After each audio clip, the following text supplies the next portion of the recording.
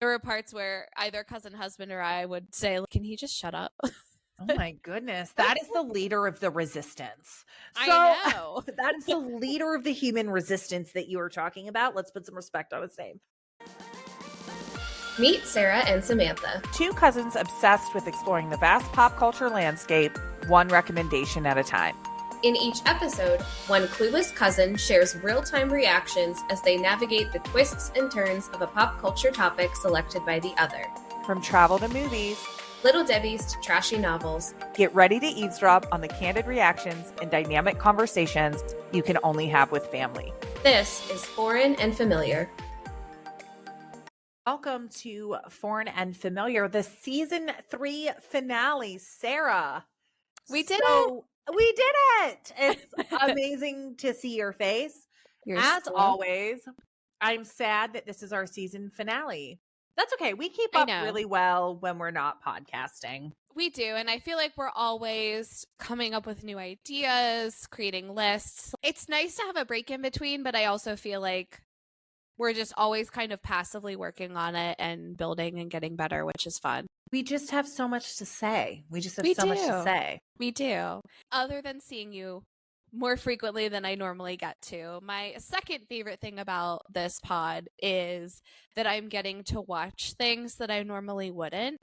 Cousin husband and I are kind of known among our friends as not having seen very famous movies. So we're always looking for ways that we can get better at that, because we're both very much of the mindset that if we want to watch a movie, let's watch something that we already enjoy, not something that is new.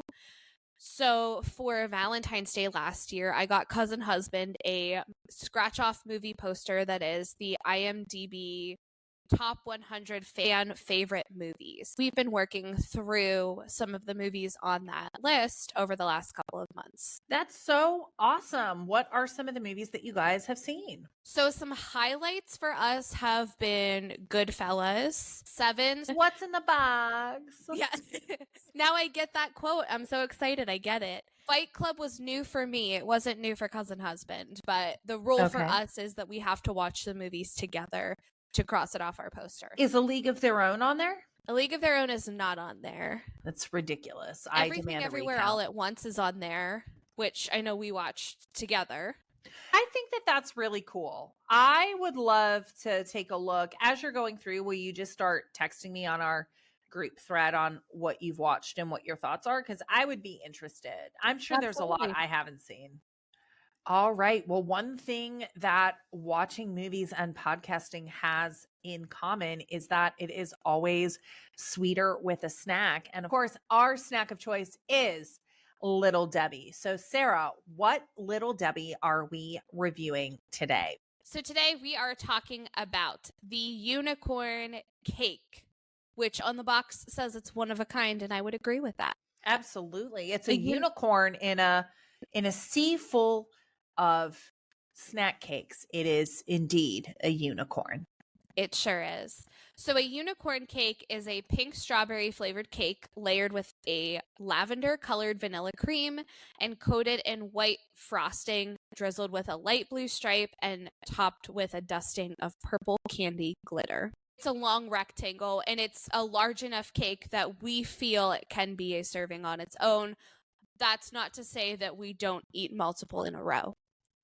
That is true. It is definitely a heartier, it's an appropriate size for your snack cake. This is a surprise for me. In general, I don't tend to go towards strawberry cakes. And this is so artificial to look at that it's hard to get over. As you said, there's lavender buttercream. It's bright pink. There's a blue stripe on the top. There's pink and purple glitter. I understand the appeal. I think it's okay. I would never buy a box of unicorn cakes. They are often at my brother's house because my nieces love it. And I will always eat one whenever I'm around one. And I always think, this is pretty good. I enjoy this more than I remember, but I just don't think that I could buy a full box. It's kind of in the banana marshmallow pie territory. The colors, I'm just too old and unfortunately wise enough to be cautious about the amount of those types of colors I'm proactively putting into my body, I would say. I would agree with that every time I pick up a unicorn cake and take the first bite, I think about all of the dyes that I'm putting into my body and all of the Facebook posts that I read recently about, oh, you can find this food in a dye-free version at this place. And I go through a lot in my head when I'm eating them. Not necessarily what I want out of a snack cake. I don't really want to be thinking through all of those thoughts while I'm eating this. I would agree the same way. I don't want to feel stressed. Like, snack cakes should just bring joy. And when you are wondering if you are, like, sometimes I feel like if they took my blood, it would light up under a black light if I'm eating a unicorn cake. Right, exactly. I think take the birthday cake treats of any variety, for example. When I eat those, I think, hey, if I really wanted to, I could just scrape off the sprinkles and then it's just sugar, right? There's no dyes or artificial colorings in there. But then this, there's no escaping it. It's all artificial. And again, I think we fall into this trap where we try to convince ourselves that other little Debbies are natural. And I think so that we don't get ceased and desisted, little Deborah would say that all of her snack cakes are natural and by the code. But yeah, I mean, I think that they're fun. I see the appeal. Honestly, the unicorn cake ice cream that we tried was one of the best Little Debbie ice creams that we tried, which really surprised me because who ever picks strawberry ice cream? But that was good. Yeah. Where we differ on this is I would buy a box and I would eat them, but I feel guilty every time that I do. Well, I'll snack one from your box next time I'm in the Berg. Awesome. Sam, we talked earlier about my movie poster, and I think our topic for today is one that was on our movie poster. Oh, so awesome. Cousin Husband and I got to watch it together, and I was excited to watch it for the pod. So Sam, tee us up. What are we talking about today? Today we are talking about the 1991 science action film Terminator 2, directed by James Cameron. Why did you recommend this film? Why did you think that I would enjoy watching it? I recommended this film because, quite frankly, it's the best film in the history of the entire world. I am a huge Terminator the franchise fan. Since I have been old enough, which would be starting with Terminator 3, I have seen all of the Terminators in theaters. I am a fan of the intellectual property. And I think that this movie is just so good and so well done. And this movie is what spurred me liking the Terminator. I think that the visual effects are absolutely unbelievable. Even watching it now in 2024, more than 30 years later, we talk about how some of the effects on the Mummy, some hold up, some don't. We laugh about Face Off. To me, effects are still just mind-blowing 30 plus years later. It's one of my favorites. I think it's right up your alley from a 90s and action perspective. I thought it might be a little gory and scary for you, which I think we will talk about. But there is a considerable amount of heart in the movie as well, which is what I think makes it such a good film. So I thought it had all of the check boxes here of what you would like. It fits all of the things that I'm interested for sure. What cultural notes do our listeners need to know if they're not familiar with this beast of a franchise? My goodness, where do we begin? So the first Terminator came out, I believe, in 1987. And James Cameron, not sure if you heard of him, who at that point had directed Aliens, would go ahead to direct True Lies, a little movie called Titanic, and another incredibly small franchise called Avatar. So this is right at the beginning of James Cameron's portfolio of work. I think it is a property that does not get enough credit and get talked enough about when we talk about James Cameron. And obviously, he is the biggest filmmaker in the world.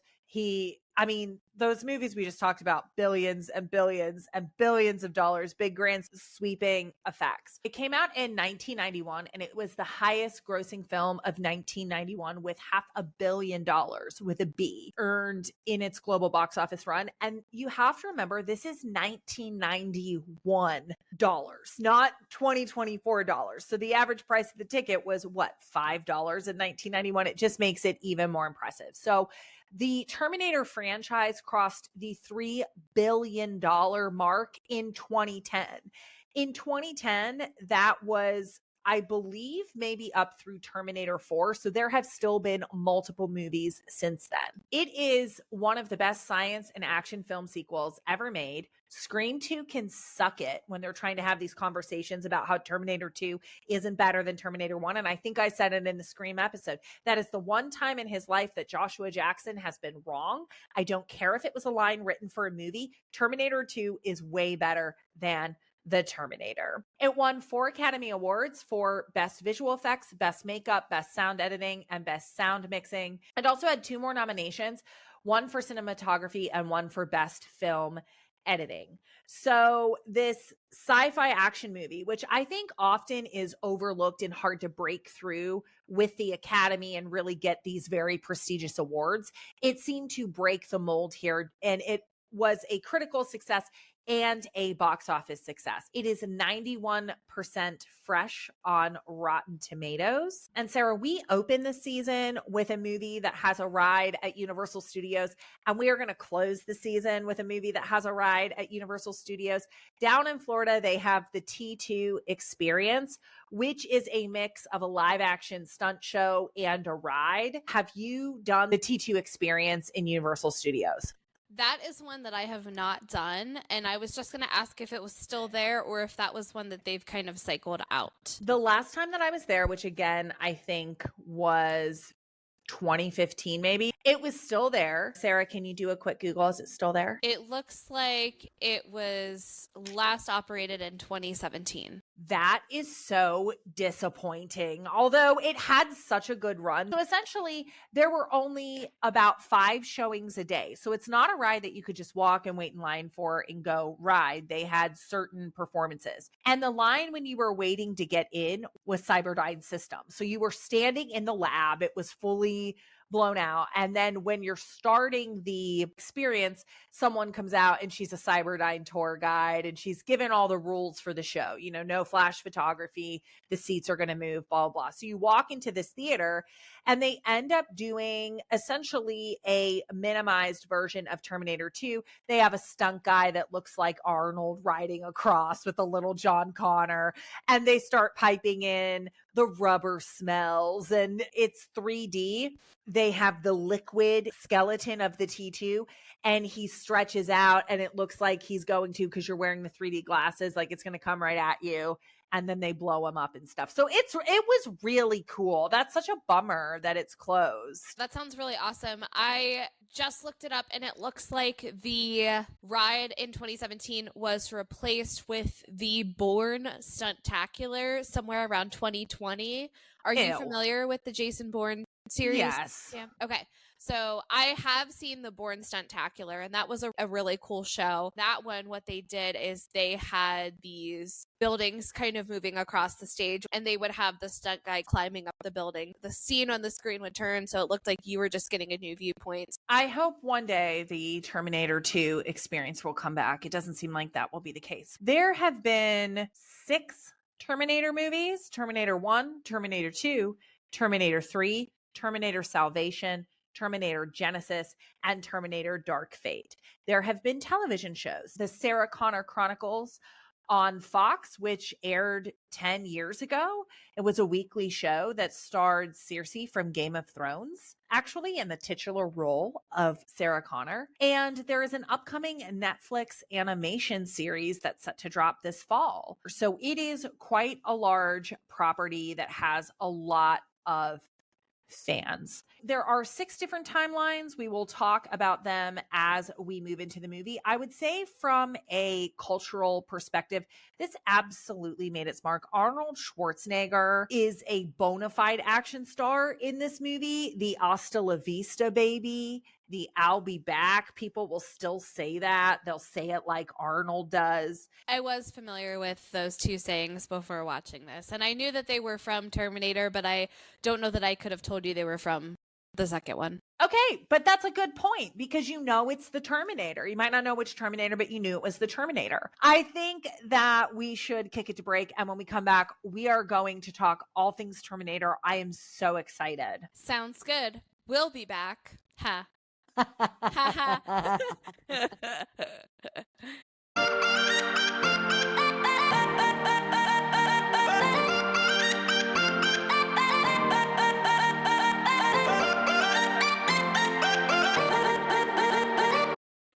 Welcome back to Foreign and Familiar. We are discussing Terminator 2. I am the one that is familiar with Terminator 2. I'm so excited to share it with Sara. And to get her ready for this, I told her that she did not need to watch the first Terminator, that she could go in blind to Terminator 2. Sara, did you end up doing that, or did you watch the initial Terminator? I did not watch the initial Terminator. However, I have seen Terminator 3. So I had some understanding of the storyline much later in the series, of course, but I knew a little bit about Skynet. I knew who Sarah Connor and John Connor were. I knew who the Terminator was, but I didn't know a whole lot about how all of those pieces came together. What I love about Terminator 2 is it starts in the future. It starts in a post-Judgment Day world where it is very apocalyptic and there is a full-fledged war between the humans and the machines. John Connor is an adult in his late 30s and he is the leader of the resistance. You get a voiceover from Linda Hamilton, who is playing Sarah Connor. And Sara, I have to just play this opening clip because I think it does such a good job. Talk about a narration that lays the scene in a succinct and accurate time frame. I'm going to play it right now. 3 billion human lives ended on August 29th, 1997. The survivors of the nuclear fire called the war Judgment Day. They lived only to face a new nightmare. The war against the machines. The computer which controlled the machines, Skynet, sent 2 Terminators back through time. Their mission, to destroy the leader of the human resistance, John Connor, my son. The first Terminator was programmed to strike at me in the year 1984, before John was born. It failed. The second was set to strike at John himself when he was still a child. As before, the Resistance was able to send a lone warrior, a protector for John. It was just a question of which one of them would reach him first. I feel like I get goosebumps when I listen to it. It is such a good setup for the movie. Even if you didn't see the original Terminator, you know exactly what's happening. Right. I love that this has kind of been one of the themes for our season. And we had too much narration. When we talked about Labyrinth, it was not enough narration. And now in the season 3 finale, we finally found the sweet spot of the right amount of narration to set up the plot. And let's just get into it. We start right away with a naked Arnie Schwarzenegger arriving in an alley. And that's the thing, the surprise, Terminators travel back in time naked.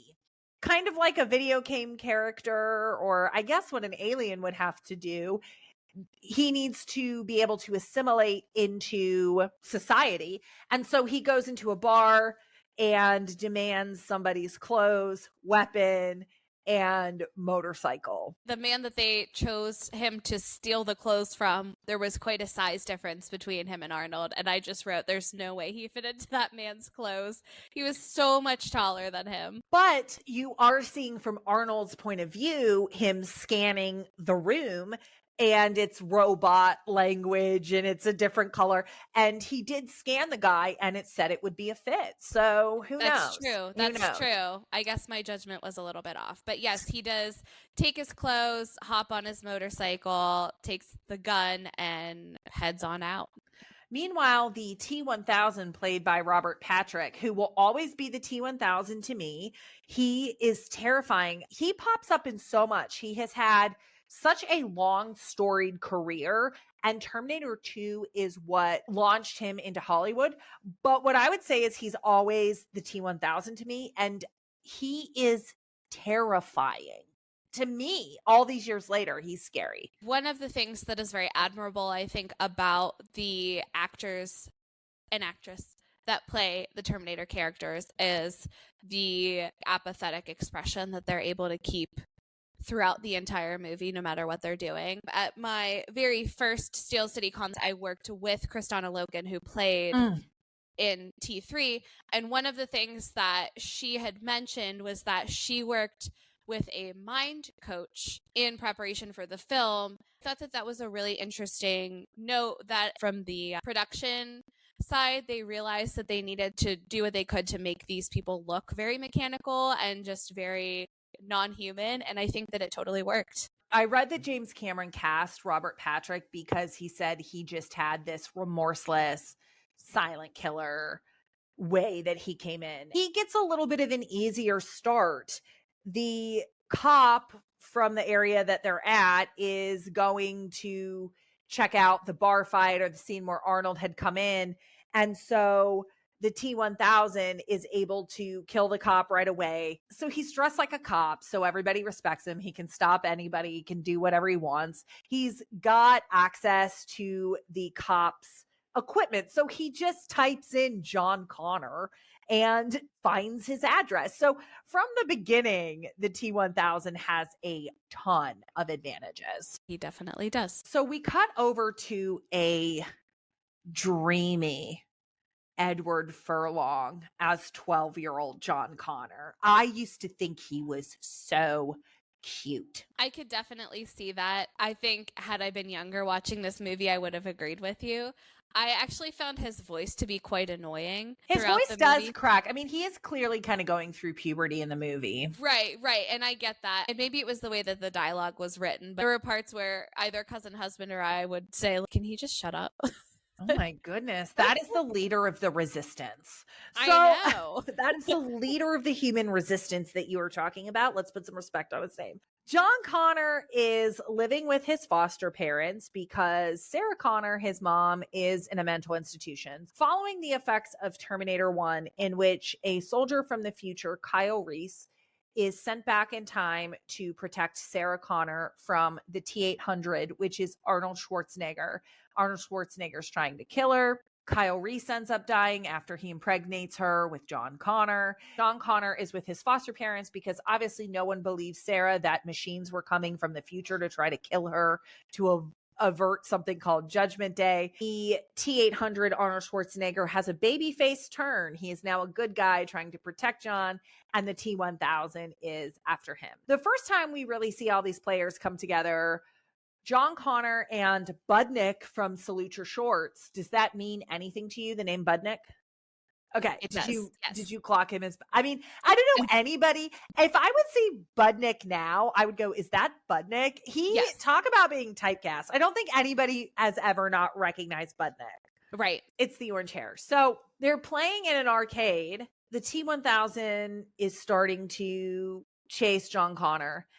And Sarah, Arnold Schwarzenegger comes out of nowhere in this mall with a box of roses and in slow-mo drops the box, pulls a shotgun out of the roses, and just says so mechanically to John, get down.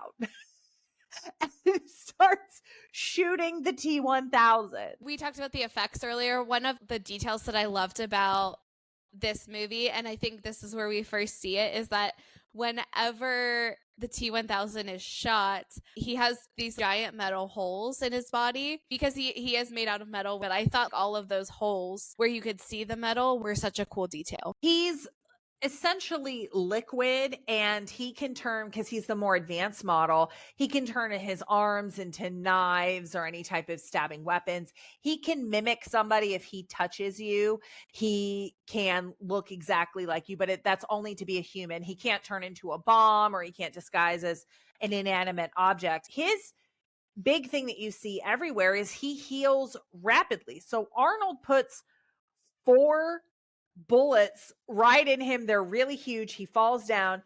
And then within about 5 seconds, the holes close up and he stands back up, and him and Arnold start fighting. Meanwhile, John, very understandably, runs out of Dodge. We end up getting a motorbike, Mack truck, motorcycle chase on, it's not the freeway, it's like the underpass of a freeway. This is what I was really excited about in this movie, because I do love, I think we've talked about this before, the 90s car chases. I think there's just something so great about that type of action. From what I remember of T3, there was some sort of, I don't know if it was a chase or it was just an action scene that involved a crane or something along those lines. So it seems like big vehicle chase scenes are a common theme, and I loved that whole part. It's fantastic. Even the small things, the way that Arnold reloads his shotgun, he just spins it around while he's driving, right? And shoots it with one hand. At the end, the T-1000's truck is all made up of fire, and he comes walking out of the fire with all of his metal, and you're just like, we are in for a ride. I didn't fully understand the mechanics of his character at this point, and so I thought it was so cool watching him walk out. I knew that a Terminator was metal for the most part, but I didn't know exactly how the being liquid metal aspect would work for him. So I thought it was a really cool scene. My nerves would be shot if I was John Connor and 37 minutes ago I was playing an arcade game with Budnick, and this entire thing is now happening. How do you even, where to even start with that? Now, the good news is that Sarah Connor had turned into this badass between 1 and 2, where she was living off the grid. She was stocking up on weapons, teaching him how to shoot, teaching him how to fight. She had talked to him all the time about how important he was, because again, Judgment Day is August 29th, 1997. He survives Judgment Day and he will lead the resistance and beat the machine. So she is training him. She has him ready. So he can kind of quickly put together, you're a Terminator. I know that you're a Terminator because of what my mom said, but there's still some parts that you need to fill in for me. John is kind of filling in the pieces with Arnold about why he's here, why T-1000 is here, what's going on specifically. In the meantime, he makes a call to his foster parents because he realizes that T-1000 is after him, which means it might be after his foster parents. He might already have that information. So when he places the call, it's his foster mom who is being much more kind than she normally is.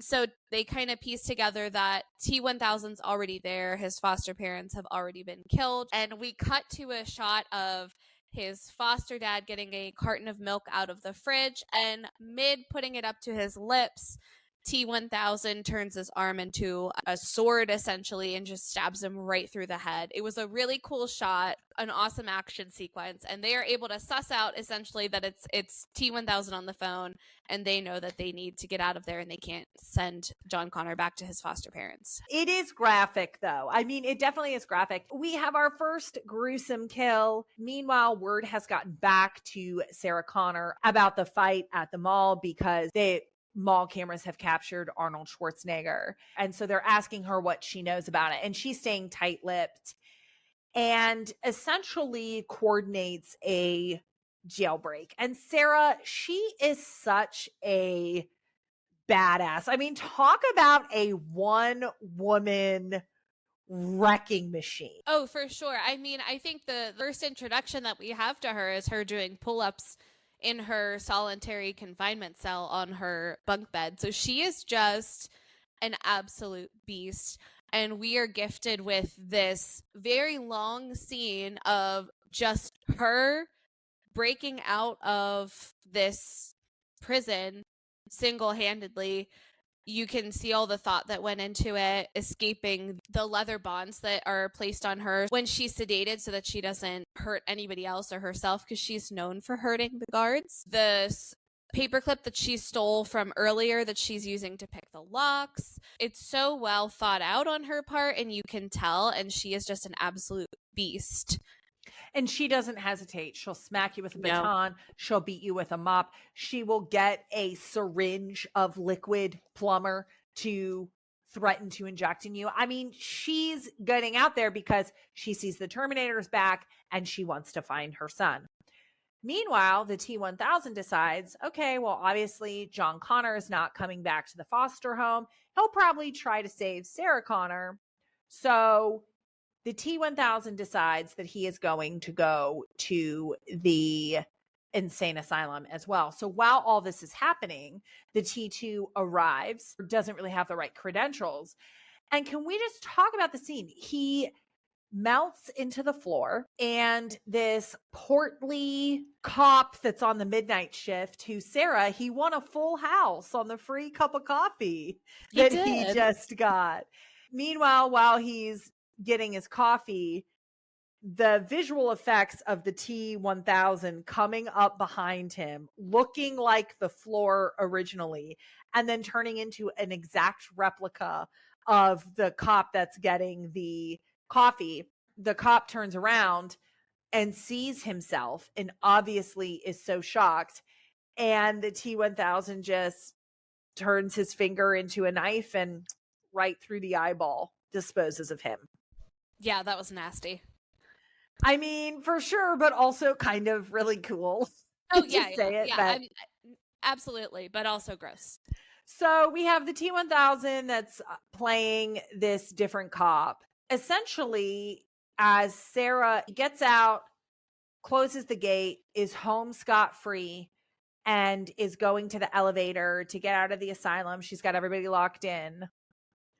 And out walks Arnold Schwarzenegger in his full Terminator getup. And she just starts having a panic attack and turns around and starts running. I mean, Linda Hamilton is fantastic as Sarah Connor in this movie. She really is. Everything that she says, she is so terrified because at this point, she does not know that Arnold and the T-800 are friendly. He's reprogrammed. In the first movie, he's programmed by Skynet, which is the computer networks, to come back. In the second one, he is programmed by future John Connor and sent back by future John Connor to protect him at this stage, which makes it very fun because he has to listen to what current John Connor is saying because John Connor's the one that programs him.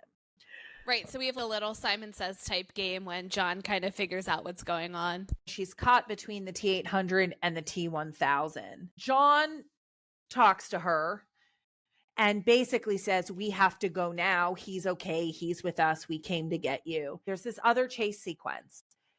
They go into the elevator and the T-1000 opens the elevator with his knife hands. And Arnold puts the shotgun right on the T-1000's head, pulls the trigger, and his face splits completely in half, but it's metal in the center. So there's no blood because he's a machine. It's just his face in two parts.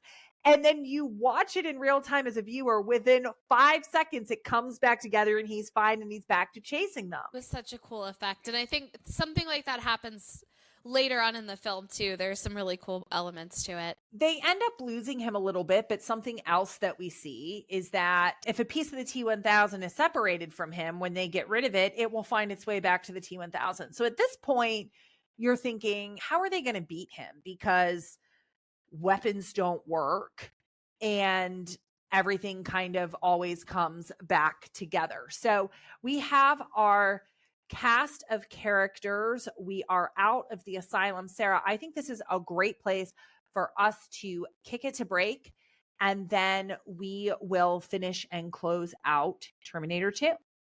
Sounds good.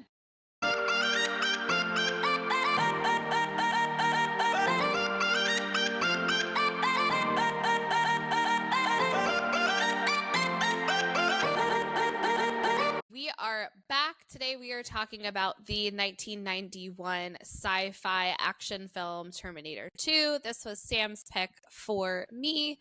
When we left off, Sara, John Connor, and Arnold have all made it out of the asylum. We know that T-1000 is still out there melting all his metal back together. So the story continues. They go and they stock up on weapons because Sara has friends all over and all off the grid to make sure that she could stay safe for a moment, just as this one. She starts asking Arnold, what happens in the future? How is this? What is it after Judgment Day? And he starts to explain, because again, he was from the future and sent back into time, that Miles Dyson, who is a head engineer at Cyberdyne Systems, found a chip and an arm from the original Terminator. They had that all vaulted away, and he starts looking at the tech, is intrigued by it, and so he starts to build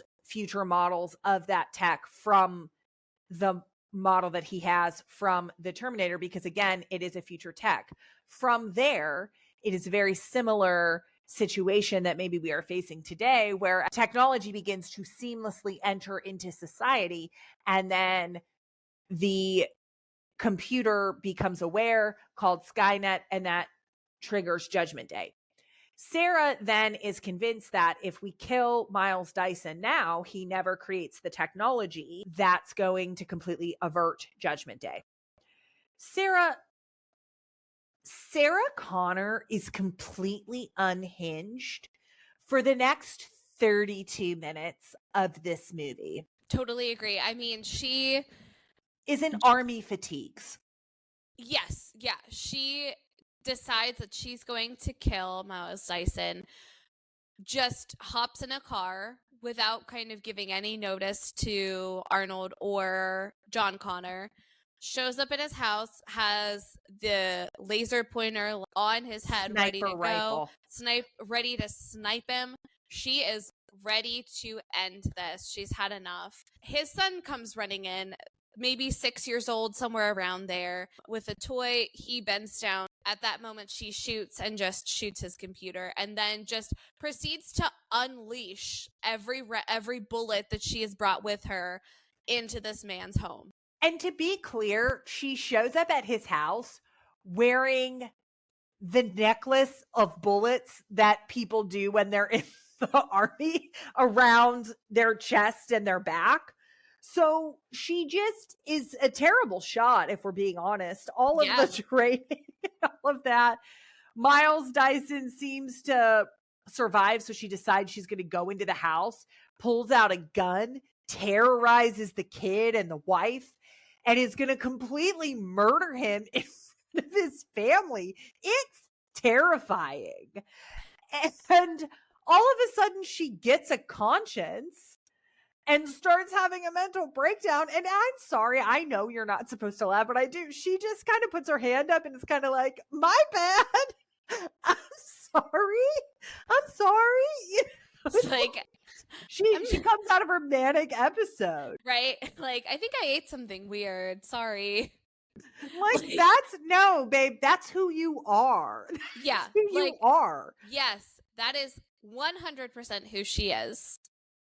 At her core, everything kind of gets explained to Miles that the chip he's creating will lead to the creation of Skynet, which will then lead to Judgment Day, all of the things that come with that. And so he is thankfully very reasonable, though I totally get why he is after what he just witnessed and lived through, and says, I'll stop working on the project. Sara replies, we got to get rid of the chips. We cannot have any copycats that are building onto what you've already started. So he agrees to help them find the remaining chip, which is stored at Cyberdyne, and destroy it so that none of this will happen in the future. And I will say they are terrible at not just immediately resorting to violence, although, to be fair, the gang is made up of a Terminator and Sarah Connor. So I really think diplomacy and conversation probably is never going to be the first option, if we're being honest. Right. Love them. I would absolutely want to be on their side. Absolutely. But, we end up having a scene where SWAT is called and there's a big standoff at Cyberdyne Systems.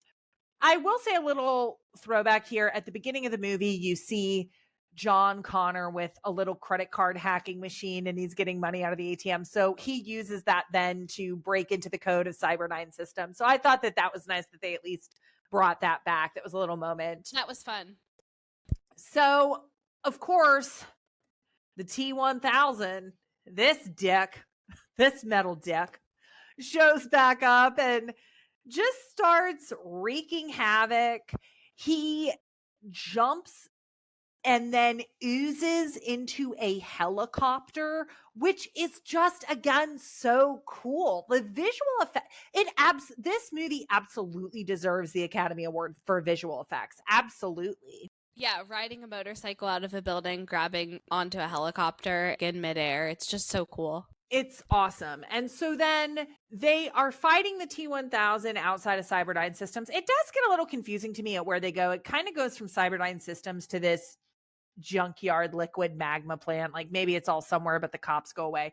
That's a little bit murky, but they freeze the T-1000 with liquid hydrogen. And so he's walking and he's freezing and his arms and legs are falling off. And Arnold shoots him and says, "Hasta la vista, baby." He splits into 10 million tiny little frozen pieces and the crowd rejoices. Sarah, did you think that was it?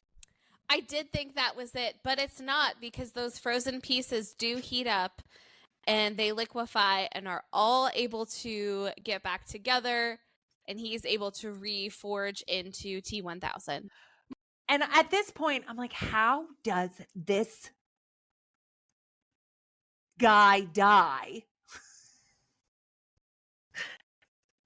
This gentleman. Okay, we're just going to keep it in. At this point, I'm like, how does this motherfucker die? How do you kill him? Yeah, I was wondering the same thing. Well, this trio is going to be determined to find a way. So they keep going and they run into a factory that has a running river of liquid magma in it as well. And we finally get the hand-to-hand combat of the T-800, Arnold Schwarzenegger, and the T-1000, Robert Patrick.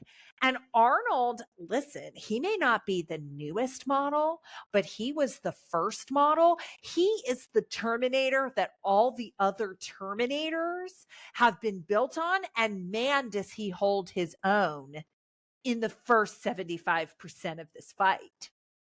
I totally agree. There's some great moves here. I think the tides kind of begin to turn a little bit when his arm is crushed in some metal gears, I believe. The T-1000 strikes a pole right through him, impales him, and there's an electric bolt. It seems like Arnold is fried. I will say this, Sarah, I have a note here. For all of the glory of the CGI marvels across this 2.5 hour movie, the head splitting, the metal coming back together, the floor turning into the guy, the stabbing weapons, the lightning bolts in this movie, I could do better on iMovie right now. The first time you see the janky lightning bolts are when the Terminators come at the beginning of the movie. And then what this looks like is Arnold is laying there and it's almost like they did a Microsoft Word clip art graphic across his body. It's like a blue lightning bolt that comes really, and all I keep thinking is, well, they must have used all the CGI on the T-1000, and they figure people will just buy that it's a lightning bolt. We don't have to go all in on the lightning bolt.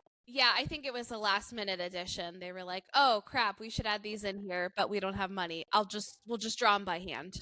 The bell in Attack on Titan, we think is real. It's so good. And this lightning bolt is James Cameron should reissue this movie and fix the lightning bolt, because that is the worst visual effect that Jim Cameron has ever put on screen. I'm just going to say. The director's cut of this movie will just be the same movie with better lightning bolts.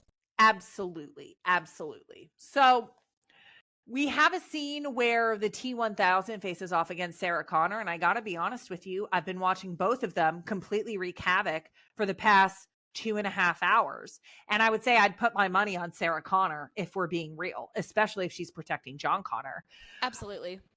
But the T-1000 pierces her shoulder and asks her to call to John. Me and my twin brother always joke, call to John. And of course she refuses to. Do you think that Sarah Connor is going to call to John? Kill her. You know it. We know it. I know it. Kill her. He doesn't, though, because he gets distracted, has to make sure Arnold's dead. And we have this awesome part. We are faced with a Sarah Connor talking to John Connor, and we think that that's her. However, another Sarah Connor comes around the corner, and so there is a moment where John and us as the viewers have to figure out which one is the real Sarah Connor and which one is T-1000, which he is able to figure out. Well, because his mom comes behind him and says, "Get out of the way."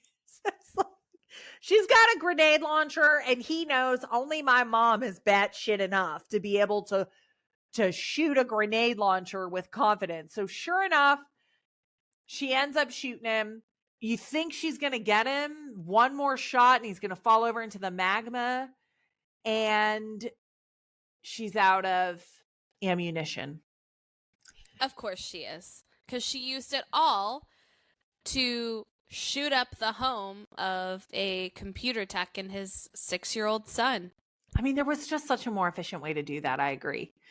So much. But we never have to fear, because here comes Arnold. He's rebooted. He's back online. And he comes riding up to save the day at the end, shoots him with a grenade. And this is the other cool scene where the T-1000 explodes. Again, he hasn't fully exploded, but his head is hanging on one side. And I mean, it's really, again, I've said it a million times, but just awesome visual effects. He falls into the magma. What I liked about this part is that as he's drowning in the magma, he's kind of morphing into all of the characters that he's been in the movie so far. So the security officer, the police officer, the Sarah Connor for a minute, the foster mom. Yeah, so we get to kind of re-see all of these characters that he was pretending to be throughout the movie. Everybody is so excited. We're getting ready. We're averting Judgment Day. They throw all of the existing tech back into the magma, and everybody is pumped. However, Arnold, as the T-800, has to inform John Connor that they are not done with their mission. Because there is one chip remaining that could still lead to Judgment Day, and it is currently in Arnold's head. And as a Terminator, he cannot self-terminate, so Sarah and John have to take care of it for him. We get a pretty emotional scene from John Connor. He's crying. He's ordering him not to go. They have a really touching moment. What do you think about that? Yeah, I thought it was really sad. I mean, Terminator has not shown a ton of emotion yet, but I think he says something like, I finally know what it's like to be human, or something along those lines. But he's been learning a little bit more throughout the movie, and I think has really grown closer with John. And I think that it is a really touching scene to see a little more of a human side of the Terminator as he's saying this final goodbye. And also John's performance was great as well. Sara and John go off. We get a little bit of an epilogue from Sara again. Maybe a psychopath and definitely a questionable mother, but a great narrator. She tells us that the future is unclear, no one knows, but we'll take it one day at a time, essentially. And roll credits, that is the end of Terminator 2.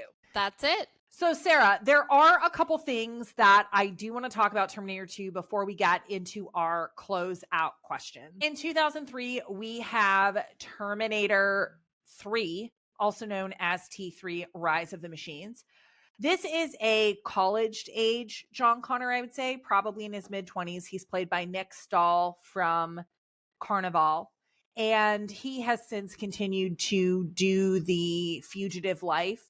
Sarah Connor is dead in this movie. Arnold is sent back to help protect him. John Connor meets his wife, Kate Brewster, who is played by Claire Danes. At the end of this movie, you find out that they're not ending and avoiding Judgment Day, that they are surviving it. So essentially, the theme of this one is that Judgment Day was not canceled. It was just averted. Or in today's pop culture, canceled just for a period of time and then back to rave applause, right? Essentially, the story is still on track. That's how that ends. We then, in 2009, have Terminator Salvation, which is the only Terminator movie to be set in a post-apocalyptic world post-Judgment Day. And that's what makes this one really stand out. John Connor is played by Christian Bale. Kyle Reese is played by Anton Yelchin, who died in a freak accident, I don't know, maybe about 10 years ago. You have a advanced Terminator played by Sam Worthington. And essentially it is adult John Connor. Christian Bale. I mean, think about that. Like Christian Bale, right? We were talking about Dewey's song in Scream. John Connor's song is the Guns N' Roses song, You Should Be Mine.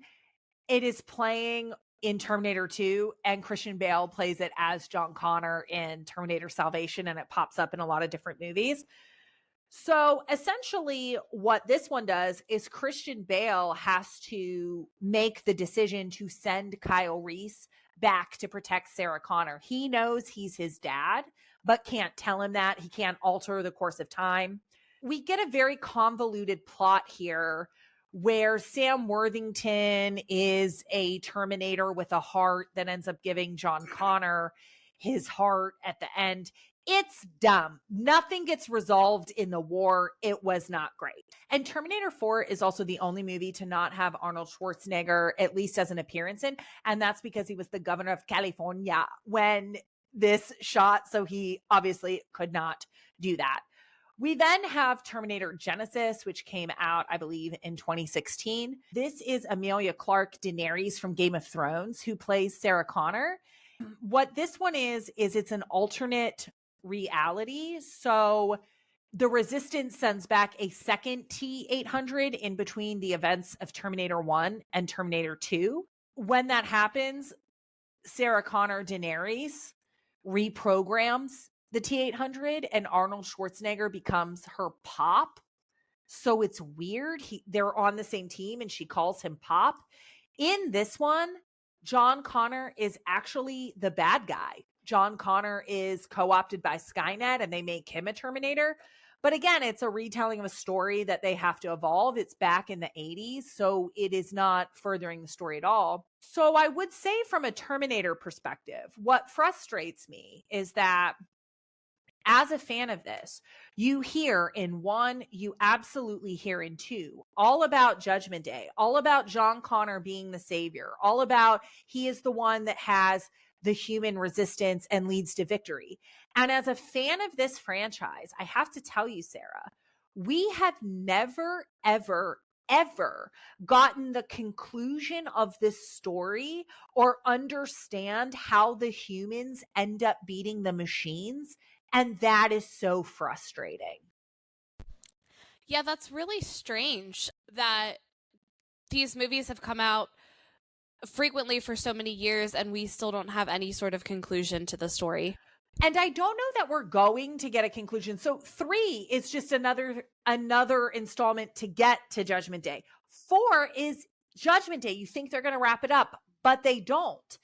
This in the 80s is an alternate timeline. So it's not even the same timeline as Terminator 2. I used to make fun of Star Trek and all these other multi-timeline series because I sit there and say, how is it different? Why do people care? There are 6 timelines in Terminator, and I know them all. So I have no idea why I shit on other intellectual properties that do the same thing. In 2019, Terminator Dark Fate came out, and this movie was supposed to be the direct sequel. James Cameron was involved again. So James Cameron was not involved in Terminator 3, Salvation, or Genesis. So everybody could keep saying, okay, because the Terminator intellectual property, which is very weird if you look at the chain of custody, the intellectual property for the Terminator has been sold a lot of times. So James Cameron ends up being brought on as an executive producer for Terminator Dark Fate and does all this press about this is the next chapter of my timeline and my story. They basically retcon all of the other movies and say this is the next movie in the Terminator 2 timeline. And Sara, I was so excited. I could not stand it. Can I tell you what happens? Yeah, please do. I'm going to send you the clip after this. Okay. Sounds good. John Connor and Sarah Connor are on some beach, let's say in the Dominican Republic. John Connor is the same age, maybe 2 years older. They do the reverse aging thing that they did with Skeet Ulrich in the new Screams. They bring Edward Furlong back and they have him young. And he's going up to this bar at this beach bar and he's getting a soda. And around the corner walks a T-800 Arnold that was sent from the future. And he murders John Connor right in front of Sarah Connor in the first 5 minutes of the movie. Wow. I feel like I wouldn't have expected that because I just feel like John Connor was such an untouchable character. John Connor is as the protagonist of the entire series. The entire series is bent on killing John Connor, whether that's in utero, as a teenager, as an adult. He is the lead and the savior of the resistance. Immediately, you get so angry as a fan because what was all of Terminator 2 for? What are we doing here? If 2 years later that he just comes and kills him, and Sarah Connor's crying over his body. And I'm sitting here thinking, the last movie that James Cameron was involved in, and this is James Cameron's story, was 1991. And we are waiting till 2019, almost 30 years. And you kill off John Connor right at the beginning as a teenager. It was so disrespectful. The rest of that movie, Sara, is then a new person named Danny Ramos. And she is now going to be the new leader of the resistance. So they run it all back. And there's a Terminator protecting Danny Ramos. And now Danny Ramos is the leader of the resistance. And Sarah Connor, they bring Linda Hamilton back. And she looks great in this. And she's the same character, obviously. Same energy. It just felt like such a bullshit bait and switch. Here's the issue. Finish the story. I don't want So they say, okay, well, Terminator Salvation underperformed at the box office. So that was going to be a new trilogy and it underperformed, so we didn't do it.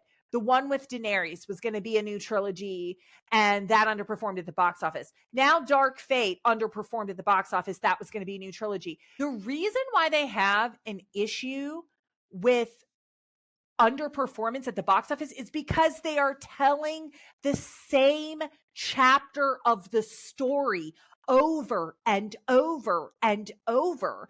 And we want to finish the story. Quit making the Terminator to try to be a new whole set of trilogies. How does John Connor beat the resistance? We've never had that. It has stopped. The farthest we have gotten is him deciding to send Kyle Reese back.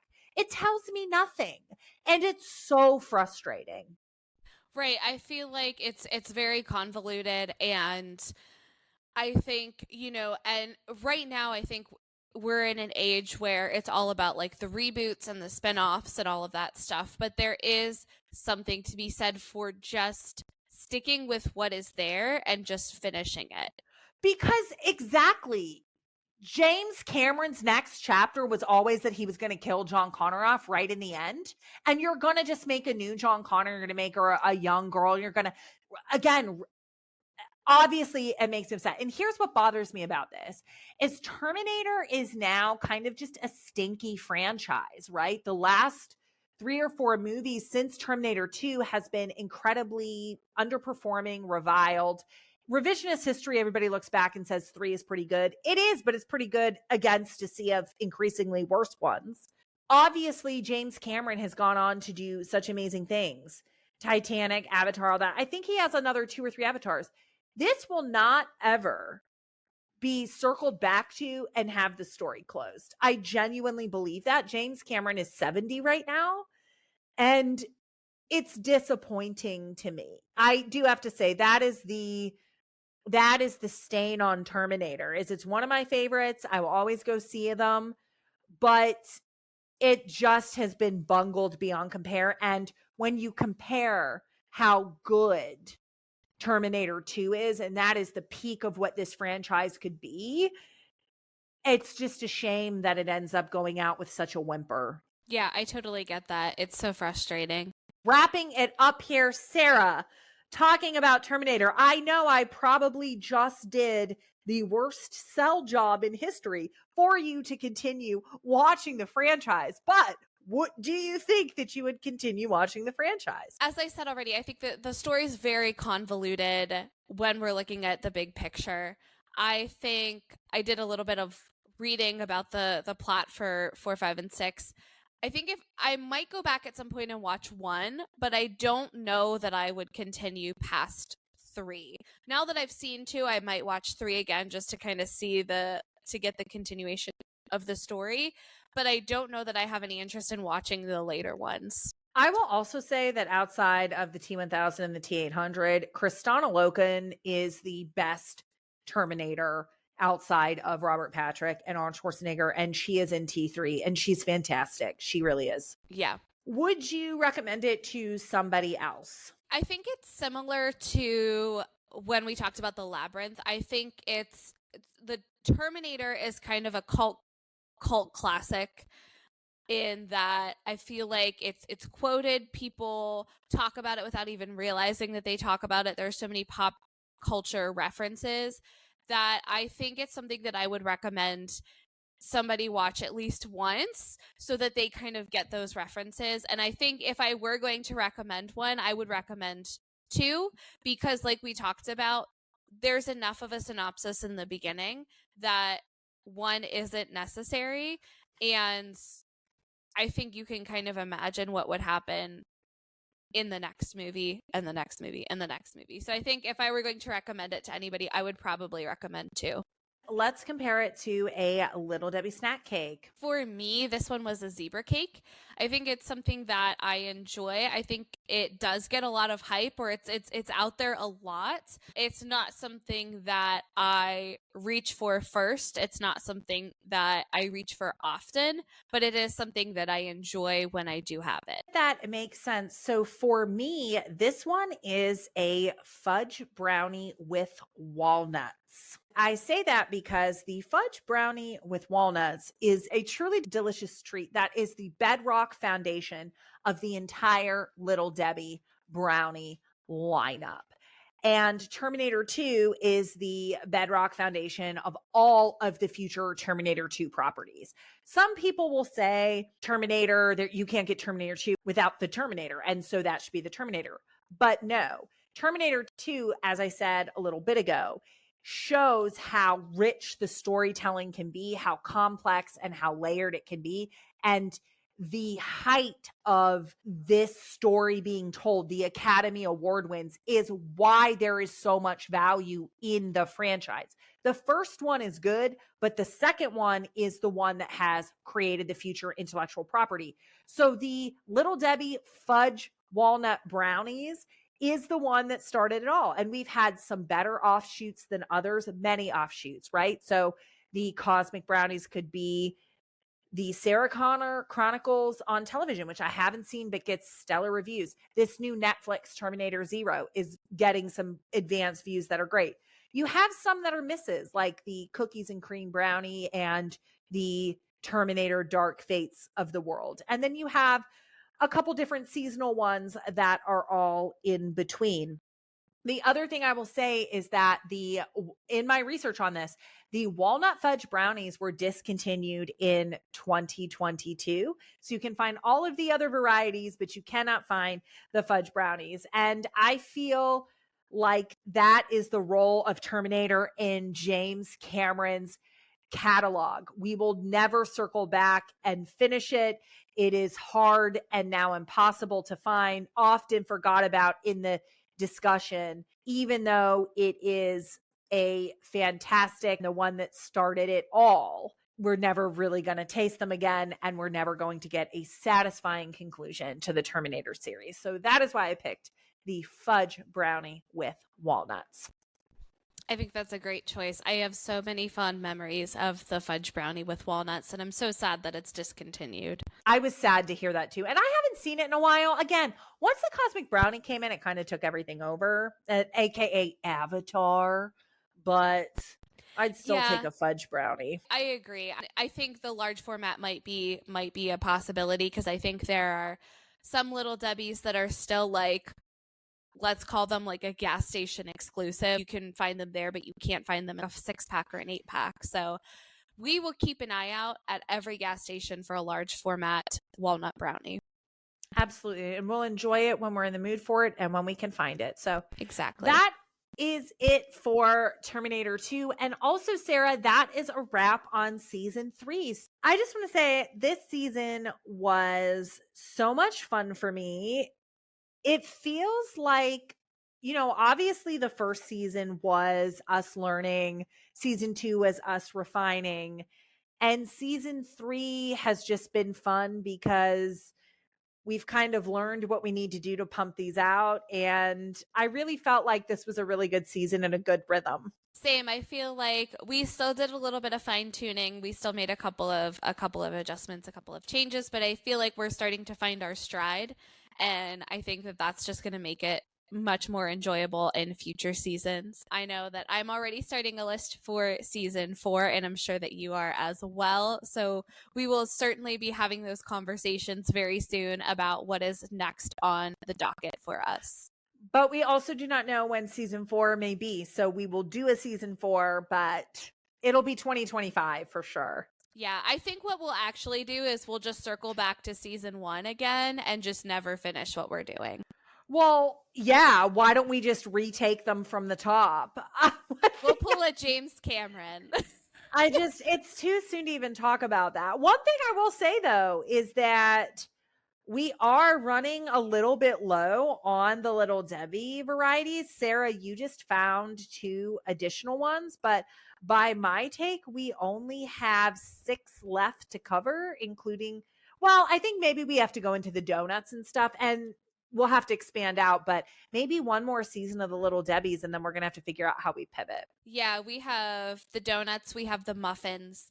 I just recently discovered a line of granola bars, which I don't know if that's something that Sun we want to Bakery or something. if we want to dive into. We also have the candles. So I think we still have some content, but And one of my friends did send me a candle, so I do have that. We also have the tea set. yeah. I bought my niece's Little Debbie tea set, and I shouldn't even say, we found out that there is a Little Debbie app.